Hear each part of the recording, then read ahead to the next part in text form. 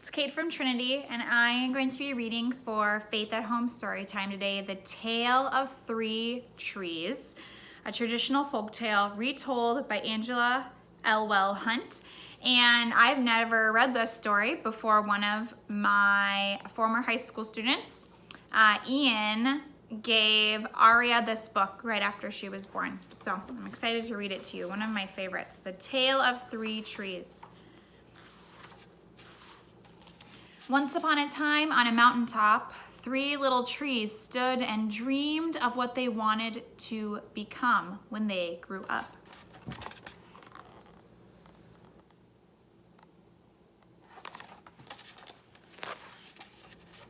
The first little tree looked up at the stars twinkling like diamonds above him. "I want to hold treasure," he said. "I want to be covered with gold and filled with precious stones, and I will be the most beautiful treasure chest in the world."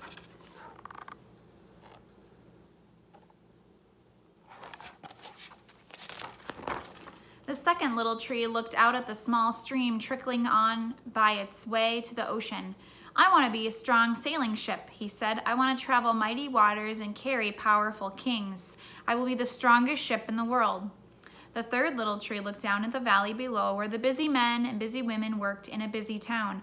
"I don't want to leave this mountaintop at all," she said. "I want to grow up so tall that when people look up at me, they will raise their eyes to heaven and think of God. I will be the tallest tree in the world."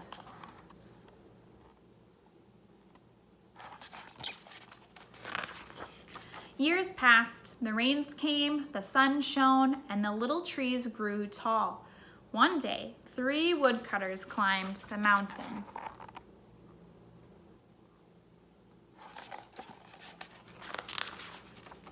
The first woodcutter looked at the first tree and said, "This tree is beautiful. It is perfect to me." And with a swoop of his shining axe, the first tree fell. "Now I shall be made into a beautiful chest," thought the first tree, "and I shall hold the most wonderful treasure." The second woodcutter looked at the second tree and said, "This tree is strong. It is perfect for me." And with a swoop of his shining axe, the second tree fell. "Now I shall sail on mighty waters," thought the second tree, "and I shall be a strong ship, fit for kings." The third tree felt her heart sink when the last woodcutter looked way up at her. She stood straight and tall and pointed bravely to heaven, but the woodcutter never even looked up. "Any kind of tree will do for me," he muttered, and with a swoop of his shining axe, the third tree fell.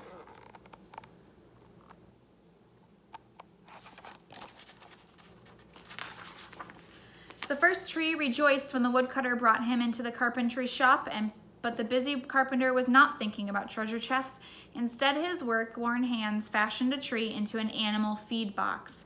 This once beautiful tree was not covered with gold or filled with treasure. He was coated with sawdust and filled with hay for hungry farm animals.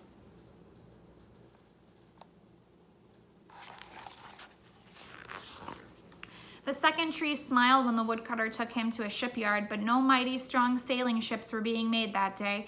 Instead, the once strong tree was hammered and sawed into a simple fishing boat. Too small and too weak to sail in the ocean or even a river, he was taken to a little lake, and every day he brought in loads of dead, smelly fish.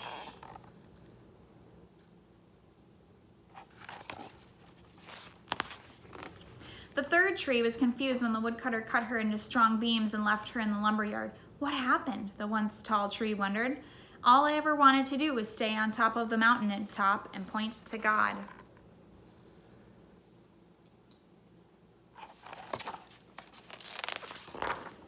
Many, many days and nights passed. The three trees nearly forgot their dreams. But one golden night, starlight poured over the first tree as a young woman placed her newborn baby into the feed box.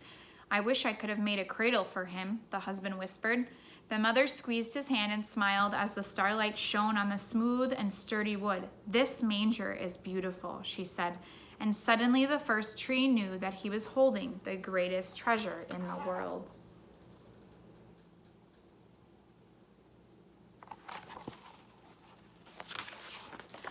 One evening, a tired traveler and his friends crowded into an old fishing boat, and the traveler fell asleep as the second tree quietly sailed out onto the lake.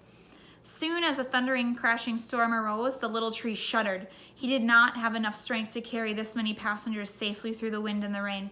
The tired man awakened. He stood up, stretched out his hand, and said, "Peace." And the storm stopped as quickly as it had begun. And suddenly the second tree knew that he was carrying the King of heaven and earth.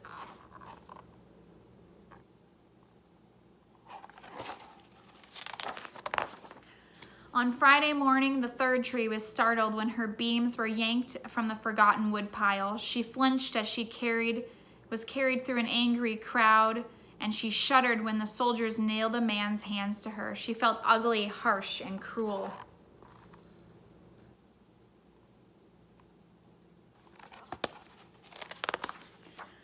But on Sunday morning, when the sun rose and the earth trembled with joy beneath her, the third tree knew that God's love had changed everything, and it had made the first tree beautiful.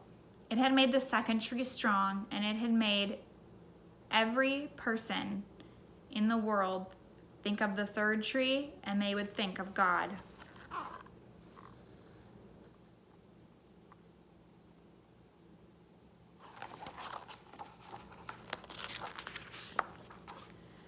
And that was better than being the tallest tree in the world.